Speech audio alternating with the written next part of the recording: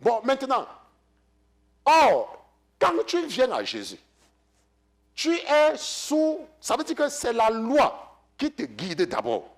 Et à un moment donné, n'est-ce pas, tu commences à marcher par la foi. Ça veut dire que, parce que la foi, n'est-ce pas, en Jésus, fait que la loi, n'est-ce pas, fait partie de toi. Ça veut dire que maintenant, tu respectes. Ça veut dire que tu marches avec Jésus et la loi n'a plus vraiment, n'est-ce pas, une influence pour toi parce que c'est rien, parce que c'est facile, parce que c'est évident. Je ne sais pas si tu comprends, parce que c'est évident. La loi t'a dit que tu ne dois pas voler. Maintenant, lorsque tu as la foi en Jésus, tu comprends que le vol n'est pas bien. Ça veut dire que ce n'est pas que tu fais les efforts pour ne pas voler. Tu comprends que le vol n'est pas bien.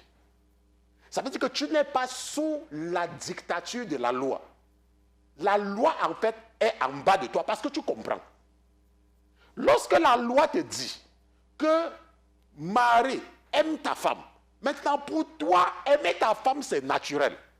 Tu ne fais pas d'effort pour aimer. Pourquoi? Parce que tu n'es pas sous la loi. Tu n'es pas sous la dictature de la loi. Rappelez-vous que c'est toujours une question de compréhension. Vous savez que Dieu nous aide à comprendre la compréhension avec le cas de Philippe. Je ne sais même pas quelle heure il est, mais nous allons partir dans l'épître, dans le livre des Actes. Alors un peu dans Actes chapitre 8. Parce qu'il y a des gens qui ne comprennent pas. Et c'est pour cela que nous voulons comprendre. Actes chapitre 8, allons pour verset 26. Or, un ange du Seigneur parla à Philippe et lui dit, lève-toi et va vers le midi sur le chemin désert qui descend de Jérusalem à Gaza. S'étant levé, il partit. Or, voici un Éthiopien, eunuque, grand ministre de Candace, reine d'Éthiopie, surintendant de tous ses trésors, venu à Jérusalem pour adorer, s'en retournait et assis sur son chariot, lisait le prophète Isaïe. Alors, le Saint-Esprit dit à Philippe, approche-toi et rejoins ce chariot. Et Philippe, étant accouru, entendit qu'il lisait le prophète Isaïe et il lui dit, comprends-tu bien ce que tu lis? La Bible dit que l'eunuque était en train de lire le livre du prophète Isaïe, le même livre que nous lisons. Rappelle-toi que Isaïe est venu avant Jésus. Et Philippe lui a dit que, est-ce que tu comprends ce que tu es en train de lire? C'est pour cela que je vous ai dit qu'il y a des gens qui n'ont pas la compréhension. Et lorsque tu n'as pas la compréhension, tu es même quoi? Je peux même dire que tu es même quoi? Tu es ce que nous allons voir dans la suite. Mon époux va montrer, n'est-ce pas? La Bible dit que, et il lui répondit, l'eunuque répondit, comment le pourrais-je si quelqu'un ne me guide? Et il pria Philippe de monter et de s'asseoir auprès de lui. Maintenant, rappelons-nous qu'avant l'arrivée de Philippe, il était en train de lire, non? Il était en train de lire. Maintenant, il aimait Dieu. C'est pour ça que la Bible dit qu'il était parti adorer Dieu à Jérusalem. Il aimait Dieu. Et il est en train de lire la Bible. Il est en train de lire. Mais il ne comprend pas. Je ne sais pas si tu comprends. Mais il ne comprend pas. Mais il est en train de lire. Il aime Dieu. Mais il ne comprend pas. Maintenant, la Bible dit que, or, le passage de l'écriture qu'il lisait était celui-ci. Il a été mené à la tuerie comme une brebis. Et comme un agneau muet devant celui qui le tombe, il n'a pas ouvert la bouche. Sa condamnation a été levée dans son abaissement, mais qui pourra compter sa durée? Car sa vie a été retranchée de la terre. Maintenant, ça c'est ce qu'il disait. Maintenant, et l'eunuque prenant la parole dit à Philippe, je te prie, de qui le prophète dit-il cela? Est-ce de lui-même ou de quelqu'un d'autre? Maintenant, de toi à moi, toi qui m'écoutes. Tu sais de quoi Isaïe parle, n'est-ce pas? Tu sais, parce que tu as la compréhension de cette partie. Mais il y a des choses que tu ne comprends pas, comme l'eunuque. C'est pour cela que le Saint-Esprit a mis dans ton cœur de suivre, de te connecter pour l'étude biblique et a déposé dans mon cœur de t'enseigner. Et c'est pour cela que nous allons revenir sur ce qu'on parle de la loi. La loi et la promesse. La loi, parce qu'il y a des gens qui ne comprennent pas. La Bible dit que, verset 35, Philippe prenant la parole Et commençant par cet endroit de l'écriture, lui annonça l'évangile de Jésus. Vous voyez donc que l'eunuque éthiopien n'avait pas la compréhension. Il n'avait pas la compréhension, mais il le lisait. C'est comme beaucoup de personnes lisent la Bible. Beaucoup de personnes ont la volonté. Il était genuine, il était sincère dans sa foi. C'est pour cela qu'il était parti en pèlerinage à Jérusalem. Il aimait Dieu. Il était sincère, mais il ne comprenait pas, il n'avait pas la compréhension. C'est comme beaucoup de personnes n'ont pas la compréhension. Et c'est ce manque de compréhension qui amène les commerçants des supermarchés à prêcher sur l'évangile de la grâce. L'évangile de la prospérité de la grâce. Quand ils disaient qu'on est sous la grâce, sans comprendre. Je ne sais pas si vous comprenez. Quand certaines personnes disent, oh, nous ne sommes pas sur la loi, nous ne sommes pas sur la loi, nous sommes sur la grâce. Est-ce que tu comprends ce que ça veut dire? Est-ce que tu as compris? Ça veut dire que quoi être sous la grâce? Ça veut dire que quoi ne pas être sous la loi? Maintenant, la Bible nous a dit, de toi à moi, nous avons vu, que la loi a été ajoutée à la promesse. C'est vrai.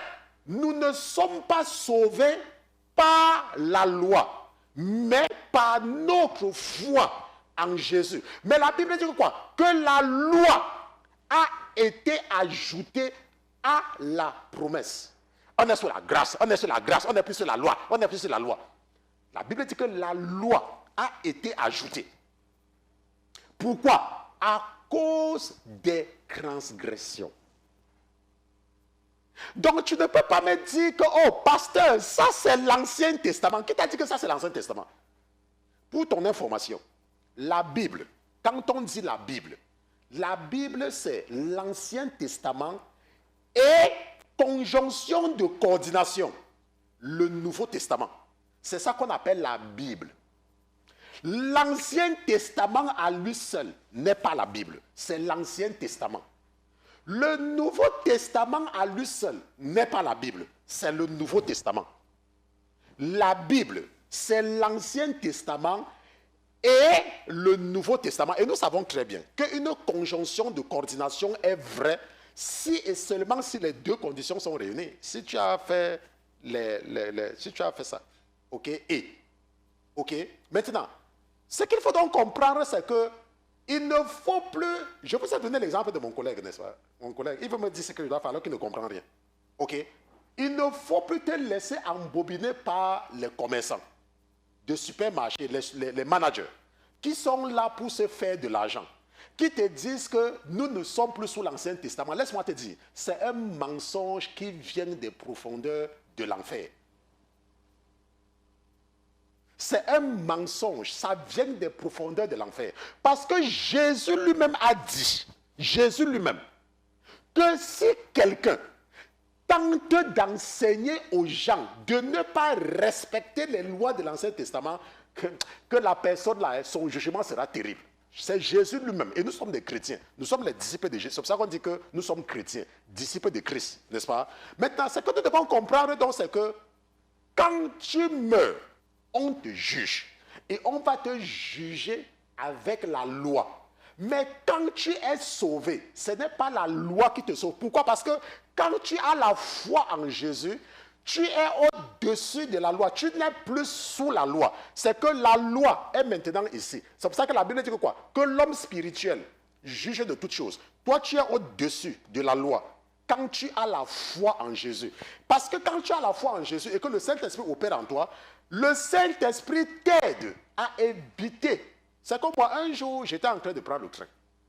Et mon application, j'ai mis mon application, mais ça n'a pas donné. Et quand je suis sorti, je pouvais ne pas payer. Parce que vous savez, chez les Blancs, on ne suivait pas comme en Afrique. Que tu entres, tu peux payer, tu veux, tu payes, tu veux. Mais un jour, on va t'arrêter. Mais quand je fais souvent ça, quand moi je passe, même si je suis à passer, je mets encore, je paye. Maintenant, quelqu'un va dire que, mais tu es à passer, tu payes pourquoi? Laisse-moi te dire. Dans le monde spirituel, c'est une question de porte que tu ouvres. Si la Bible, si la loi dit que ne manque pas, et que toi tu manques, laisse-moi te dire, tu as ouvert une porte. Si la loi dit que ne vole pas, et tu voles, tu as ouvert une porte. Il y a maintenant des péchés qui sont comme des fenêtres. il y a des péchés qui sont comme des portes. Mais que ce soit la porte, que ce soit la fenêtre, le bandit peut entrer des deux côtés. Donc c'est toi qui ouvres. Quand la Bible dit ne pas chez les marabouts, et toi tu pars chez les marabouts, ce sont les portes que tu ouvres. Et le moment venu, ces portes-là seront exploitées par les démons pour entrer dans ta vie. Maintenant, c'est pour cela que la compréhension est très importante. Je voulais partir dans le cas de Corneille, le centurion romain. La Bible dit que Corneille aimait aussi Dieu, mais il ne comprenait pas. Dieu lui a donc dit d'aller appeler Pierre, et Pierre devait lui donner la compréhension. Et vous voyez donc qu'il y a beaucoup de personnes, moi je les appelle les réfugiés spirituels, les aventuriers spirituels, qui sont dans le corps de Christ, qui ne comprennent pas. Vous voyez, ils ne comprennent pas.